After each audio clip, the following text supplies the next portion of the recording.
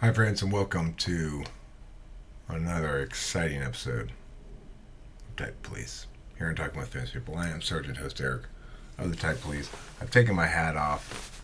You're going to have to excuse me for working out of uniform today, but the hat's getting in the way with the headphones. And so, anyway, this is a special assignment, special episode, special edition of Talking with Famous People and of Type Police. Because there's something I've not really done much of that I've been called upon by people to do multiple times. And that's really go check out DaveSuperPowers. Now, I've seen a couple of his videos and I liked them. I thought they were quite good. The way he puts them together is very appealing, satisfying. They're scripted. I watched a couple of them. I generally agreed with him on most of the things he said, although he says everything in a different way than I do. So the little bit I have encountered are kind of interesting. Now, normally Type Police, I'm looking to confirm, verify, or to take somebody away in handcuffs. In this instance, I can't find anywhere that he explicitly identifies himself as any particular type. But like I said, I got a comment. It was from Brittany, and she suggested that the Type Police visit DaveSuperPowers. I said, you know what, Brittany? That's a really good suggestion. And I am going to do it. And here I am doing it. So what I'm going to do is I'm going to watch a couple of his videos. I've gone over his channel some. This looks very NI. Alright, so let's start right there. Let's go look at the visuals first. I'm looking at an NI channel. It's consistent. It's attentive to FE. It understands that much of the success of a video is about display as much as it is content. So that's to note. He's got 20,000 subscribers, which is quite a few. And he's got this objectivepersonality.com. I guess people pay him to type them or something like that. So I've been paid to type people before too. But I didn't really try to make a business out of it like this guy is doing. I tried, but he's an NI person who's getting more successful at executing singular ideas. Except, I think that's what I'm doing right now, is executing this thing. I'm not ignoring NI. For once in my life, I'm not ignoring NI. Okay, I get it. People like this better. Great. I understand and accept the reality associated with it. Let's look at this featured channel things and subscriptions. This I find interesting. This screams INFJ. So,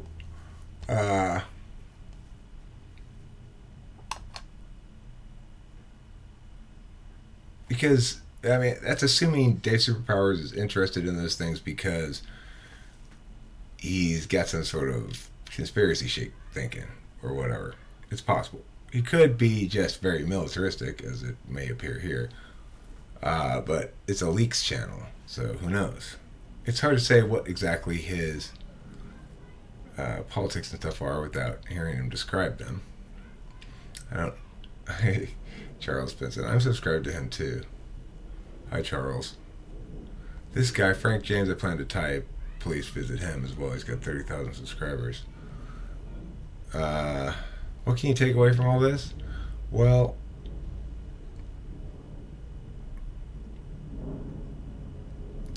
I mean,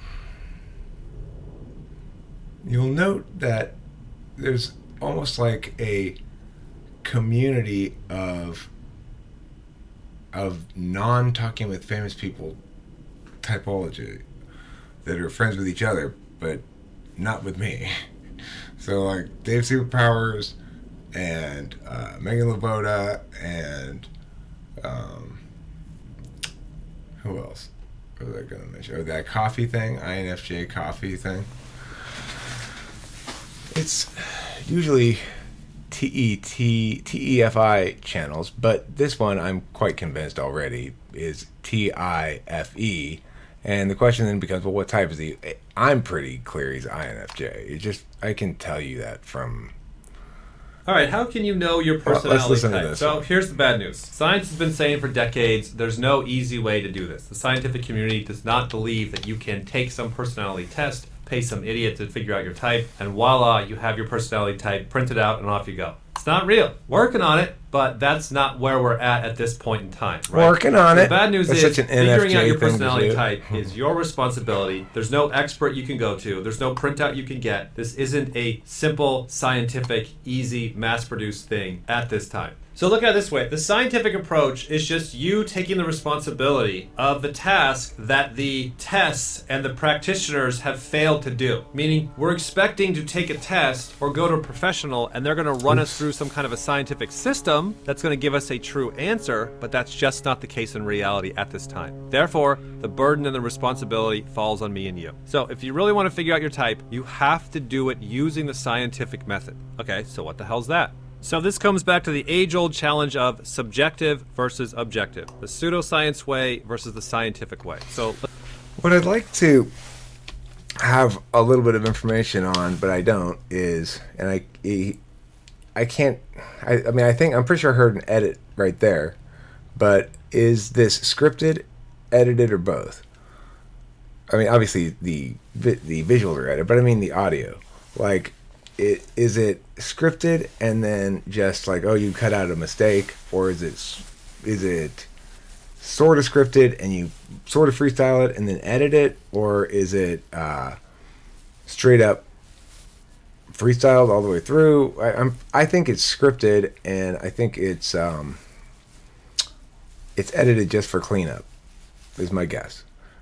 The reason I mention this is, of course, if I were to try to type this person from a scripted piece, I'd be led astray for sure, because we don't know how much.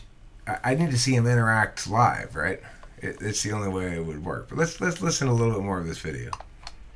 let's break it down in two different roads here. Your first way of figuring out your type is doing what everyone else does, and that is the subjective way, the pseudoscience way. That's where you're going to do a self-test, whether you pay for it from Myers-Briggs, some other place, take it online, doesn't matter. You're the one subjectively viewing yourself and choosing the questions that best fit you according to you, and then getting some printout of your type. Okay, that is completely laughable from the scientific community, completely ridiculous, doesn't work in any way, shape, or form. All right, so let's address this. This is yet another instance of a desperate need for people to define the words objective and subjective before they use them. So self-reporting is not in and of itself subjective. Taking a self-reporting test is as subjective as your attentional fortitude towards disinterested calculus. If you have TI as a tool function for an ESTP or an ENTP, and I think even more, by far more an ENTP than an ESTP, but probably pretty true for both. Pretty true for ESTP as well, is that you're able to remove yourself from the equation you're able to remove from the equation what you want or what you prefer. And it's because we got polar FI and tool function TI, we're so dominantly, in terms of utilizing the judging function, preferential towards the universal. And since FE is below TI for us in terms of priority, we're able to really pull aside our bias and answer questions pretty objectively. In fact, sometimes with a sort of impulse towards counter bias, we can be less accurate than if we devoted less attention towards counter bias. Regardless, objectivity and subjectivity refer to the attention given towards it refers to the nature of the criterion being used. Is attainment of correctness against a internal subjective criterion, such as what you want, or against an external objective criterion, such as consistency with other objective things. Objective data is that which can be accessed by all parties. Subjective data is that which can only be accessed by one. So the relationship between the individual taking the test and the test itself is going to be objective or subjective according to the individual's native objectivity or subjectivity. An actual ENTP is likely to get ENTP on a self-reporting test, but an ESFP is also very likely to get ENTP on a self-reporting test. An actual ENTP is very unlikely to get ESFP on a self-reporting test, but probably an actual ESFP is also very unlikely to get ESFP on a self-reporting test. So whether or not self-reporting is subjective or not links to the subjectivity or objectivity of the individual taking it, not to the methodology itself, which has no inherent objectivity or subjectivity because it's a protocol, not a person, and not data, and not, it's a protocol that is utilized in some fashion. At scale, but that's one way to do it. The second way is, which is a little bit better, you can pay an outside person to do it. You can come to some expert, they can evaluate you, they can walk you through some kind of a test, and then they can determine, oh, I think from my professional opinion that you are this type. Okay, great. At least you're getting some outside perspective from a quote-unquote expert, right? But what's the problem with that? Number one, if you do a self-test, when the scientific groups come to look and evaluate, are these accurate? No, they're not accurate in any way, shape, or form. They're not consistent. Same with the approach of if you pay somebody else to do it, it still falls apart. It's not scientific. It doesn't fit together. Yes, you and your mom may or may not have randomly got your type right, but for the far majority of people out there, it just doesn't work out. So the only other option is the scientific approach. And this is where things get challenging because the burden is now on you to take the scientific approach of trying to figure out your type. So how would you do that? The first thing we found is you really got to do an honest self-assessment in the sense of, do you really want to know your type? I mean, really? Or is this just a horoscope for you? Is this just something fun and interesting and then you're on to the next thing? Because if you really want to know what your personality type is, for the sake of self-growth, this is going to be hell. So that's the first thing. Do you really want to know your type? Are you willing to put in the work to do it? All right, so if you really want to know your type, the first thing we found is you, number one, have to define your terms. You've got to know what the functions mean, you got to know what the human needs mean, and you got to know what a savior and a demon is. And that's about it. Those are your basic building blocks. Savior, demon, 4 human needs, and then the functions / letters. That's it. He's an excellent teacher, though. I got to say that. The way he's constructing this indicates to me, in no uncertain terms, that he knows how to present information to people so that they will learn and retain it. This reminds me of the kind of shit that I do in debate, like I did last night, where I said, okay, first we're going to break down what are your 4 main constitutionality arguments. Now, what are the 2 warrants for this one? What are the 2 warrants for this one? And we got it as narrow tagged as possible, just like that. Reduce it, because that's a NITI thing maybe, and because it's a profession for me, or maybe it's FE, I'm not sure what it is, but what he's doing there indicates to me that he's a very effective teacher. It may simply be experience and intuition combined with the need to teach things. So let's review real quick his things. Define your terms. Deciders. Okay, so functions. Deciders. FETETIFI. Observers. NESESINI. I mean, I take exception to this because I don't think you can meaningfully. You can call them the judging and perceiving functions is fine, or deciders and observing functions is fine. It's a shorthand way to parse it out, but functionally there are 4 kinds of functions. I mean, realistically there are 4 kinds of functions, or accurately there are 4 kinds. There aren't 2 kinds. There are knowledge functions, there are action functions, there are interface functions, and there are judging functions. So that's the best way to think of it for lots of reasons. Functions mean, you got to know what the human needs mean, and you got to know what a savior and a demon is. And that's about it. Those are your human needs. Gather, organize, identity, tribe. I mean,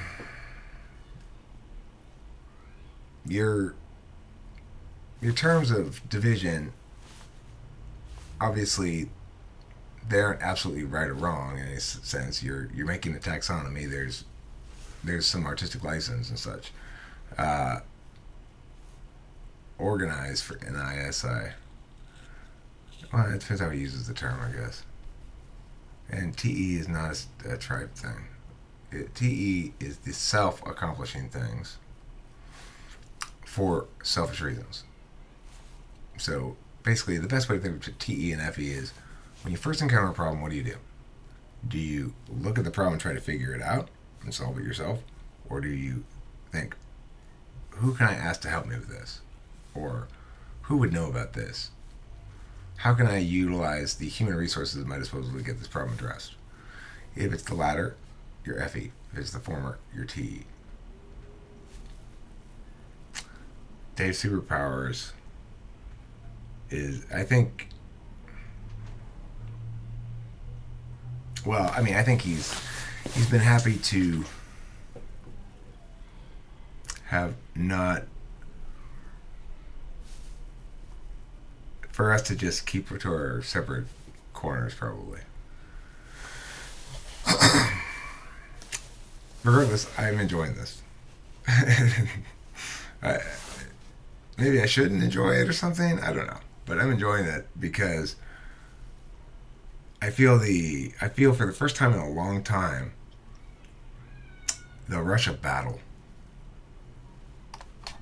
You got to know what a savior and a demon is. And that's about it. Those are your basic building blocks. Savior, demon, 4 human needs, and then the functions/letters. That's it. Now, everybody starts off with a bunch of Myers-Briggs shit loaded in their head. They think feeling means this, they think thinking means this, they think sensory means this, and intuition means that, and off they go. The first step we really found is kind of a unlearning process. You got to get all that old Myers-Briggs shit out of your head and really start to learn and understand these binary coins and terms for yourself in reality. Oh, that's what organize over gather is. I can see it in myself and those around me. I can see it in reality. I can actually own the material rather than just grabbing up random things that other people have said. Number 1 is defining your terms, and this should take you months. It's ridiculous.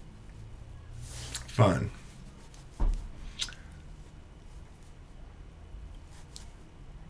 I like this video. I mean, he's saying you need to taxonomy yourself, but to taxonomy correctly means use my taxonomy. It's a nifty trick there. I like that. So INFJ or ENFJ has been sort of validated there when he says organize over gather. And I understand now what he means by organize. So SI does organize your extroverted intuition work product, just as introverted intuition organizes your extroverted sensing work product. It acts as a navigator of sorts and an archivist. SI is more the archivist, NI is more the navigator.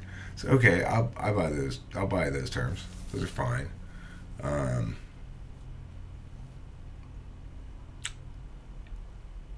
Let's continue.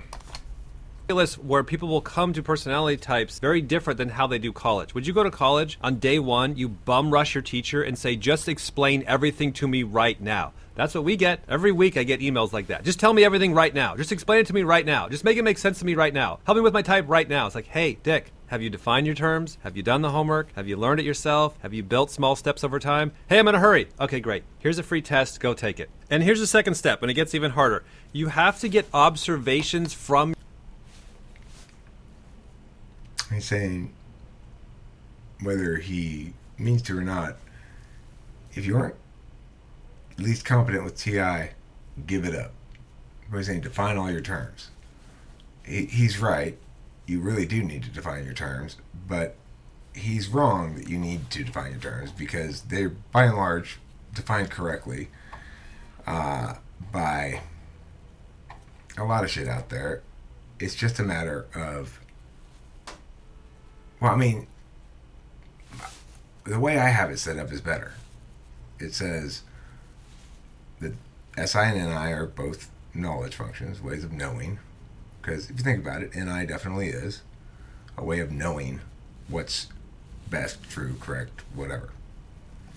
And SI definitely is a way of knowing what's happened before, what you've done already, what you have at your access. What you have at your what you have at your disposal to access. If you think about it as a role-playing game, if you think about it as a role-playing game, SI is the time you spend looking at your character and the stuff that they have in their inventory, and putting the sword in this hand and putting a whatever in that hand, blah, blah, blah, blah. It's sort of time away from the game. And in real time, to the extent that it's part of the game, that is to say, you're not in a sort of a pause screen where you're looking at your shit, it's a part of the game that we don't ever play in video games. It's a part of the game where you enjoy sitting in a hot tub. You might get into the hot tub in a video game, but you're not actually experiencing the warmth of the water. So SI is in this video game is when you go and experience that warmth of the water, or filling your belly full of food, or whatever, and the satisfaction you get there from, and attending to your hunger level and stuff like that could be part of a game where you got like food and sleep bars going down and shit like that. So SI is expressive in both real time and across time. In real time, it's expressive like that sensual stuff, and maintaining your anticipated needs. Like, I'll eat now because I'm going to get hungry later is an SI thing, NI, in contrast, is about when to do something in real time, and so lesser to also, I guess, what to do, in the sense that it does organize for SE like that. It says, here's what to do and when to do it in real time. But across time, functionally, which is where it most lives, it's doing what DaveSuperPowers here is doing, which is trying to find a singular, correct representation or abstraction regarding a set of ideas. And what he's trying to do is met up a level from that even, and saying, no, you need to do this work yourself and create your own taxonomy, because ultimately this is a taxonomical identity understanding tool or something like that, about which he is correct, and that's what it is. Not that you have to do your own taxonomy. It is true that to a certain extent there is some ergonomic adjusting that has to be done. It's like, my expression of NI is not going to be exactly the same sort of thing as your expression of NI, but it will nevertheless produce examples of this sort of thing. So,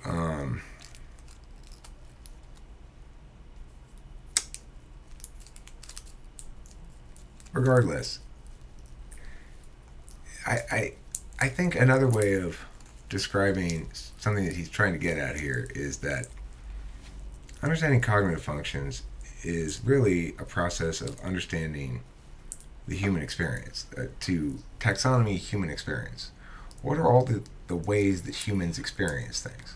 So in other words, it's not taxonomy events, things that humans do, outcomes, things that have happened or whatever. It's taxonomy processes, the expression of being human over time, and the different ways in which we do it.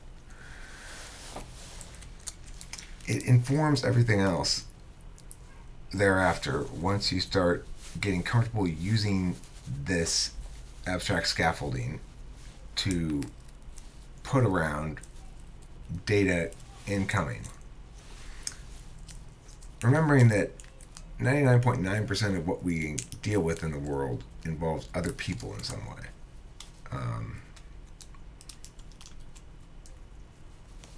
And even when it doesn't, the reason we're dealing with it at all, I'm sure, links to other people in fairly direct ways.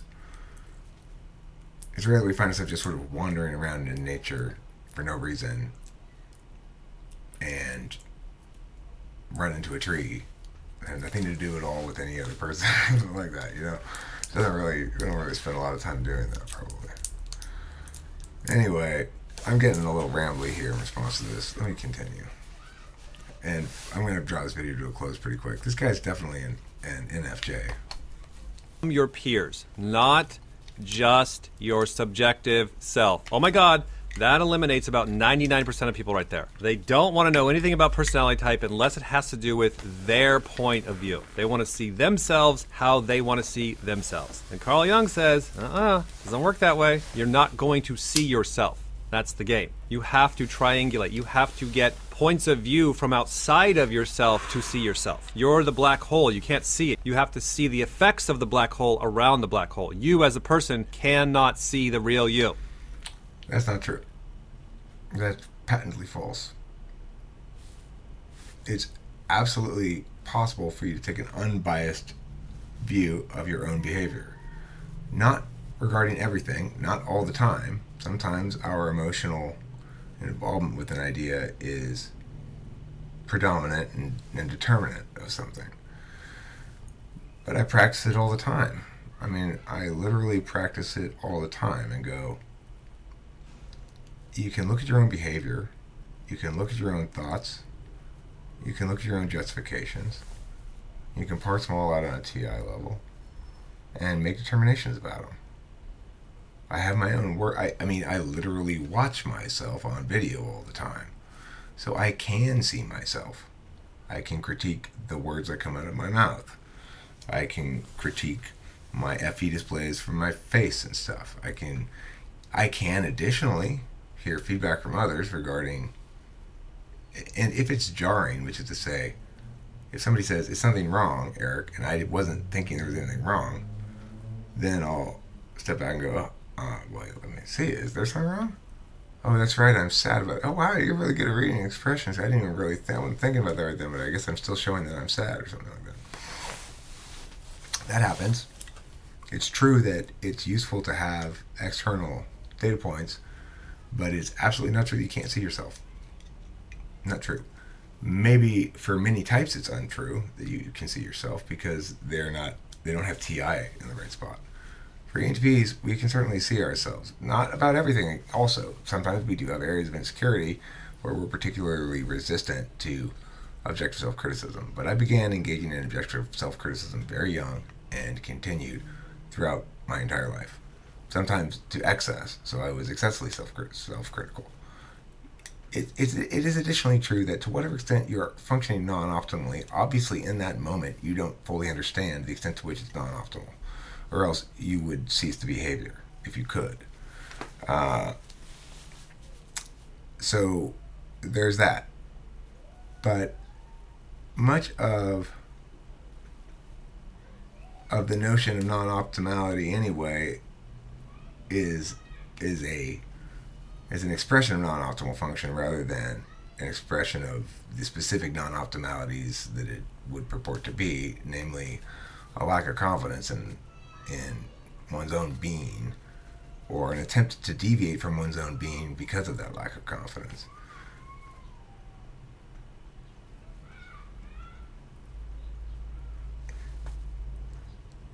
So, for lots of types, this is absolutely true, but the claim as it's made, as a general claim, is patently false.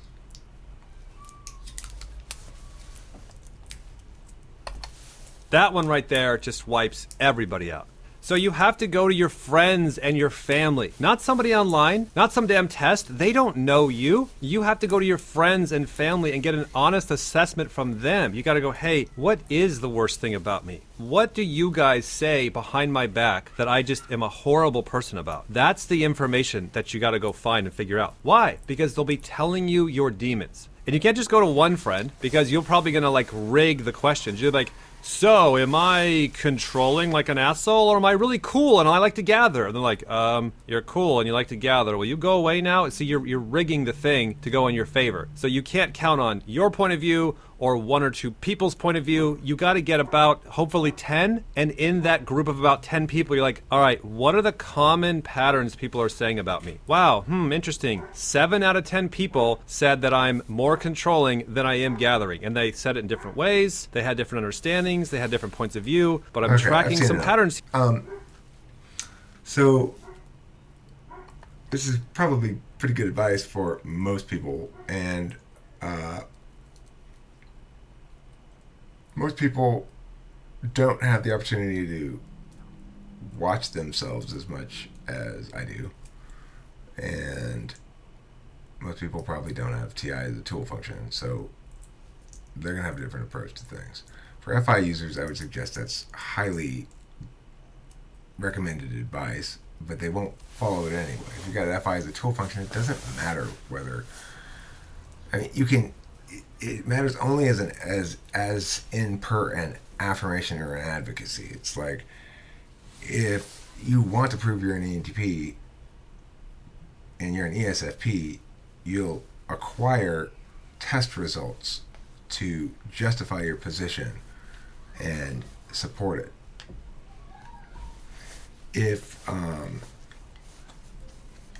And if you encounter tests and stuff that you don't like, then you'll sort of exclude those from your data gathering. Same is going to be true of the people they talk to. And frankly, I think the best advice for self-typing begins like this. First, remember, we are not determining which character you are. That you have a finite number of hours in the day, and you spend those hours attending in one or more fashions.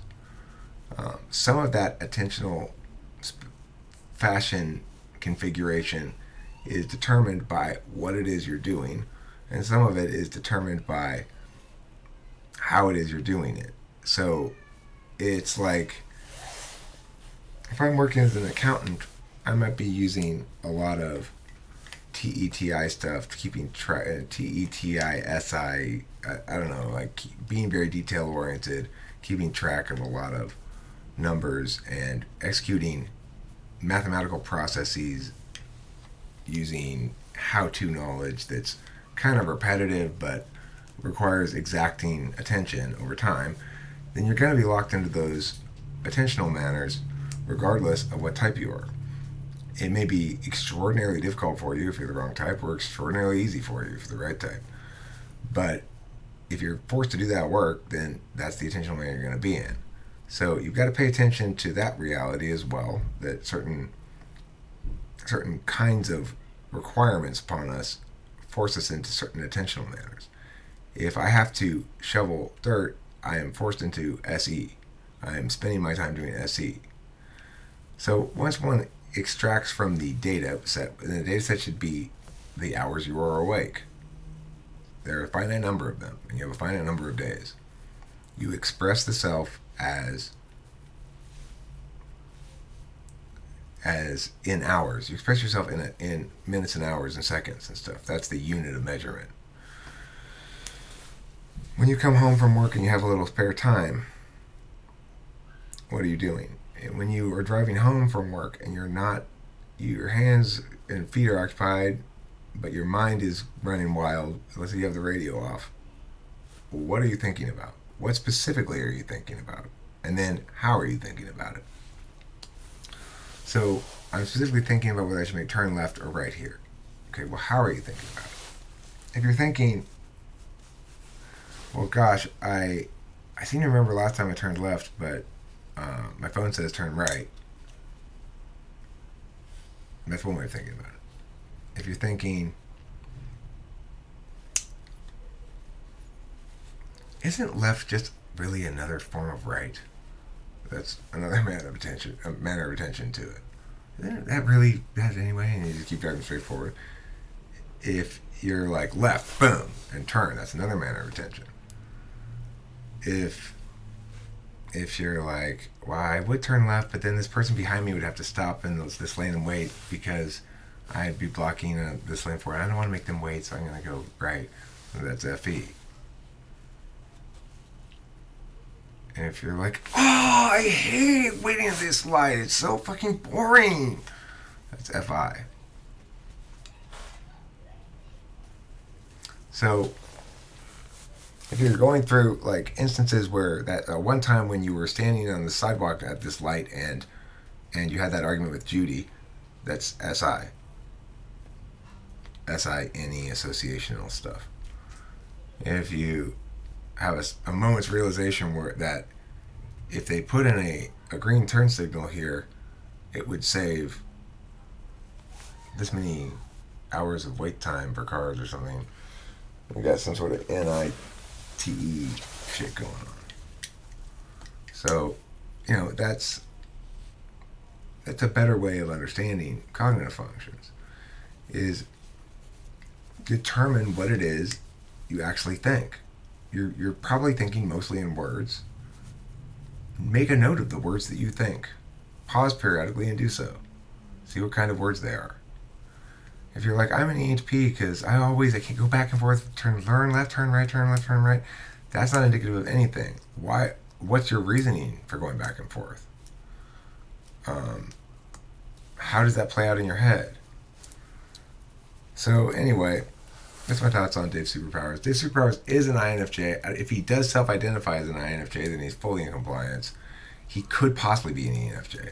And if he self-identifies as either of those, he's going to be in compliance. If he self-identifies as something else, I'd be shocked.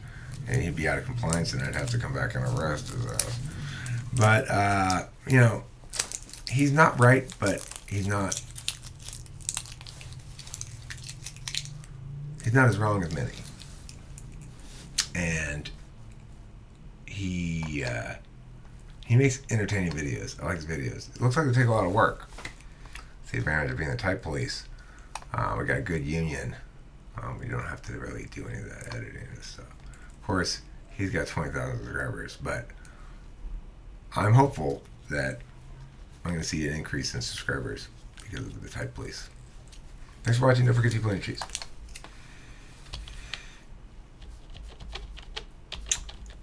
Where's the thing? Here, this one. Pew.